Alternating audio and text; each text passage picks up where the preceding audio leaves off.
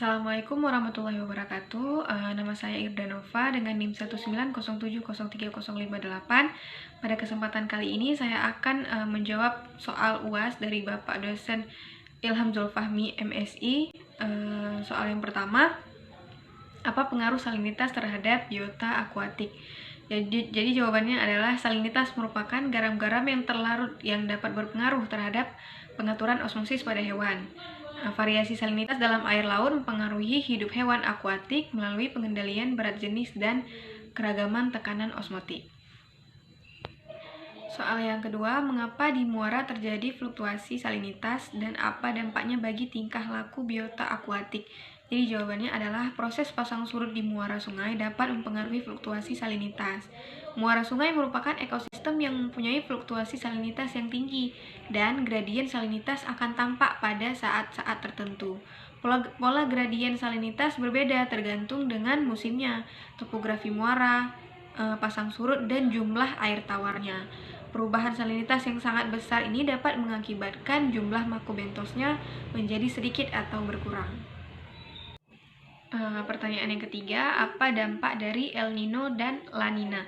Jawabannya adalah dampak El Nino terhadap cuaca di Indonesia adalah mengurangi curah hujan. Selain itu, juga bisa memicu kondisi kekeringan di wilayah Indonesia.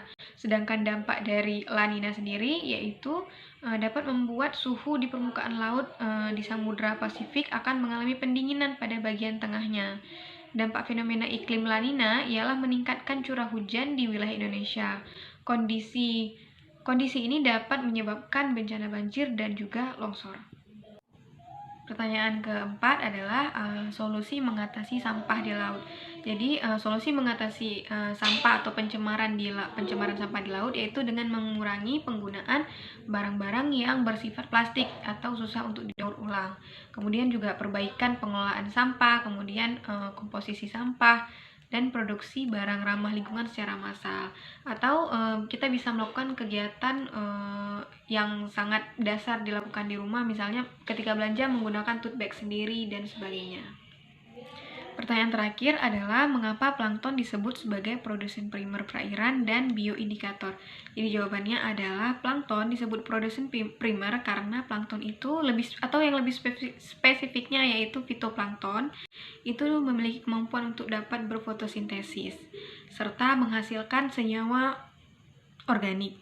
Selain itu, plankton juga disebut sebagai bioindikator karena plankton ini sangat peka terhadap adanya pencemaran.